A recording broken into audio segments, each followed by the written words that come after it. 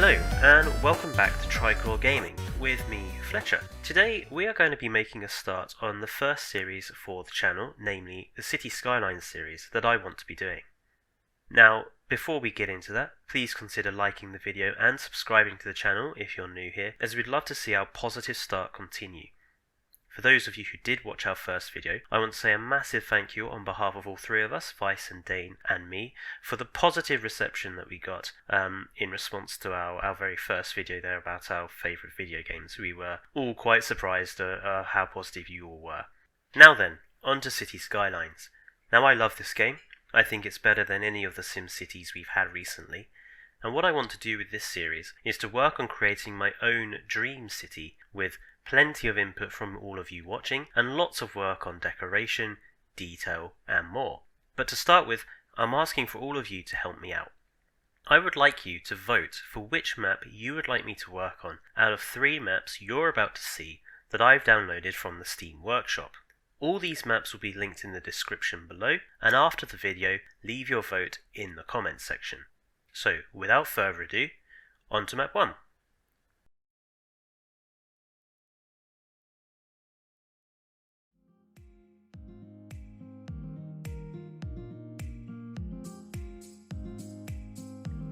Welcome everyone to 7th Island.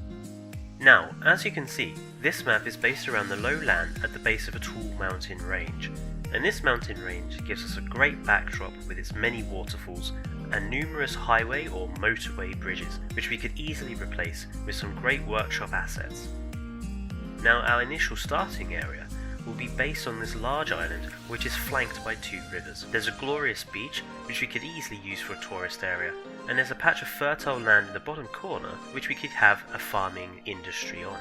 You can also see here that the map is mostly a number of islands which will give us options when it comes to mass transport, whether it's through the use of ferries or even more exotic transport like monorails or even blimps. The actual mountain range itself can also be built on partly, giving us the option of having a unique landmark on top, perhaps a stellar observatory or some statues, or even just some tall tower blocks there that overlook the whole of the city below. Many of the islands themselves give us great landscaping options as well. For example, here we have more tourist beaches, and the small central island could easily become a national park or perhaps even a zoo. So that was our first map, 7th Island.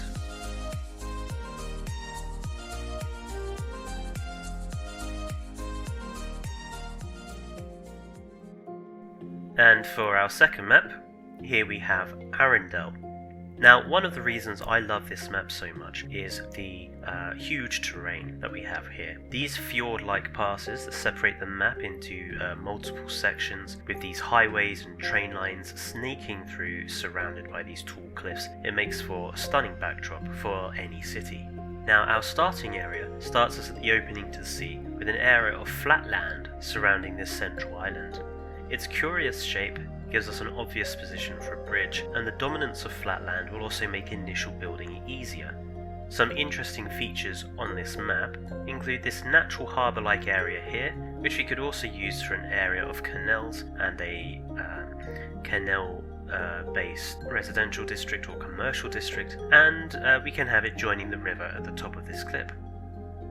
We also have this huge area of farmland, which we could build massive farming industry, and there's also forestry industry that we could put to the sides there as well.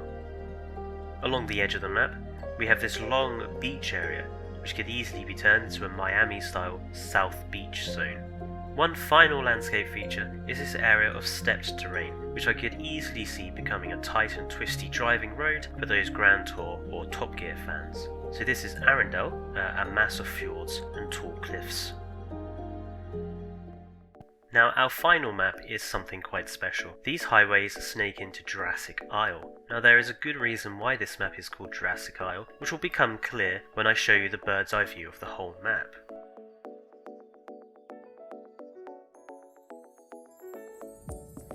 As you can see, this map is based on 2 Tyrannosaurus skulls taken from the Jurassic Park logo, which are mirrored to each other to form this unique shaped isle.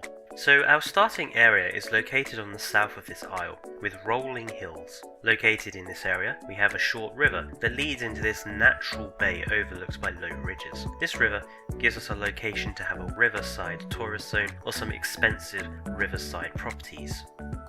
As we pass over the central mountain range towards the two T-Rex skulls, we have this middle area formed from the two dinosaur arms. These arms surround this mount that could easily be an ancient volcano and could become a nature reserve or a tourist-focused island. The two fingers on each arms also form natural harbours, which we could use for commercial or cruise liner docks. Now, the left-hand side Tyrannosaurus skull features this rolling landscape around the natural harbours formed by the neck bones. At the base of the two jaws, we have this crater, which we could easily turn into a landmark, could have a small village located inside, or could even just become an asteroid crater. Moving on, the two jaws feature mostly flat land, with the upper jaw featuring 3 lakes that we could use for canals or another rich housing area. The right-hand side Tyrannosaurus skull features different terrain. A steeper and taller ridge extending up the neck to a small but soft mount at the base of the jaws. We still have the natural harbours, which are formed by the neck bones. The mount gently slopes away towards the two jaws, with the lower jaw mostly flat, while the upper jaw terrain gradually increases in height around the 3 lakes, creating tall slopes which we could easily create some nice skylines with. So this was Jurassic Isle. I have just noticed if you look at it from above, it looks like the two T-Rex are holding a love heart in between them, which is kind of romantic as giant carnivorous lizards go. So those were the 3 maps that I'm giving you the choice to vote for. To remind you, map 1 was the island-based 7th island, the 2nd the fjords of Arendelle, and the 3rd the Mesozoic Jurassic Isle. Leave your vote in the comments below for which map you'd like to see me use, and you have until this time next week to give me your vote. Thank you for watching, and please do like, comment and subscribe if you have not already, if you liked our content and would like to see more of this City Skylines series. We are quite determined to grow this channel, and now that I've had my PC problem sorted out, I can start making videos a lot easier and quicker, so expect to see more videos during this month and from then on. Apart from that, I'd like to say everyone stay safe, and goodbye.